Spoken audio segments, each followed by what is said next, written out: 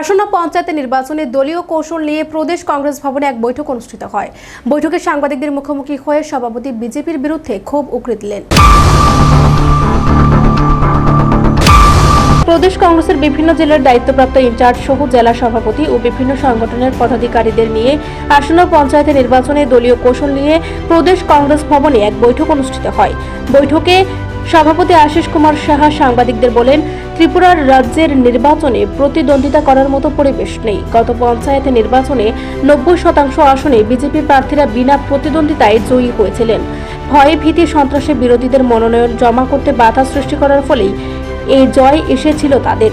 নির্বাচন কমিশনের দৃষ্টি আকর্ষণ করে তিনি বলেন, প্রার্থীদের যেন অনলাইনে মনোনয়নপত্র জমা দেওয়ার ব্যবস্থা করা হয় এবং প্যারামিলিটারি ফোর্স দিয়ে যেন নির্বাচন সম্পন্ন করা হয়। নির্বাচনে অংশগ্রহণ করা নিয়ে প্রদেশ কংগ্রেস প্রস্তুত। বামফ্রন্টের সঙ্গে আসন সমঝোতা নিয়ে জানতে চাইলে বৈঠকের সিদ্ধান্ত হলে পরবর্তীতে জানিয়ে দেওয়া হবে বলেও জানান তিনি।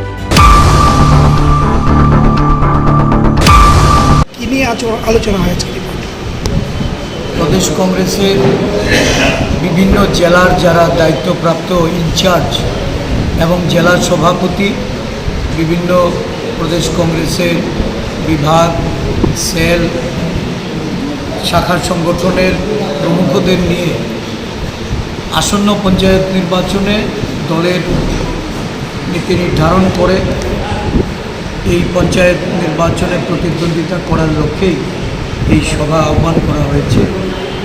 আজকে আমরা বিভিন্ন নেতৃত্বে তাদের পরামর্শ, তাদের পঞ্চায়েত নির্বাচনে অংশগ্রহণের বিষয়ে যে সমস্ত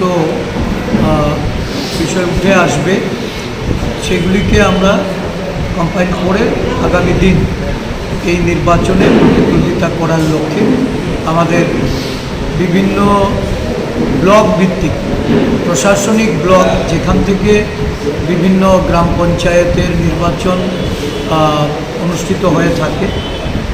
আপনারা জানেন যে ইতিমধ্যে নির্বাচন কমিশনার, রাজ্য নির্বাচন কমিশনারের সাথে আমাদের প্রদেশ কংগ্রেসের এক প্রতিনিধি দল মিলিত হয়েছিল। আমাদের রাজ্যে নির্বাচনে প্রতিদ্বন্দ্বিতা করার মতো কোনো গণতান্ত্রিক পরিবেশ নেই। বিগত পঞ্চায়েত নির্বাচনের অভিজ্ঞতায় আমরা দেখেছি প্রায় 90% উপরে পঞ্চায়েত বিনা প্রতিদ্বন্দ্বিতায় শাসক দল জয়ী হয়েছে এবং তার পেছনে ছিল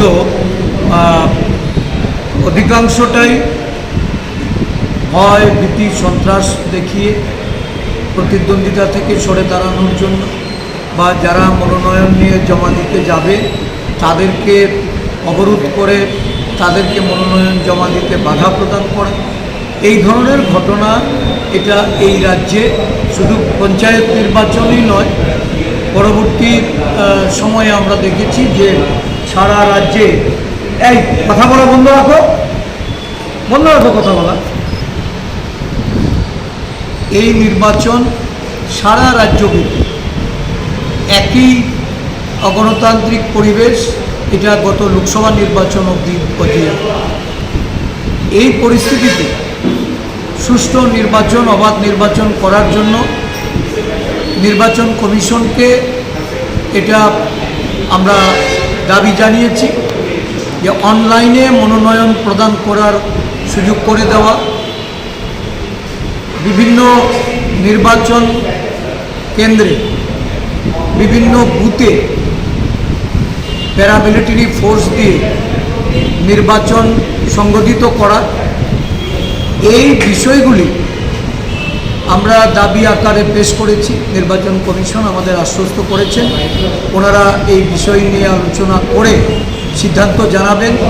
আমরা নির্বাচনের জন্য সম্পূর্ণরূপে প্রস্তুতি নিচ্ছি এবং আগামী দিন এই নির্বাচনকে কিভাবে অবাধ করা যায় প্রতিরোধ গড়ে তোলার জন্য জনগণের সহযোগিতা নিয়ে কংগ্রেস দল প্রতিদ্বন্দ্বিতায় থাকবে। বামফ্রন্টের সঙ্গে সিট শেয়ারিং নিয়ে কিছু কথা হয়েছে কি? আমরা এই সমস্ত বিষয় নিয়ে আজকে আলোচনা করব। আলোচনা শেষে আমাদের যা সিদ্ধান্ত হবে অ্যাকর্ডিংলি আমরা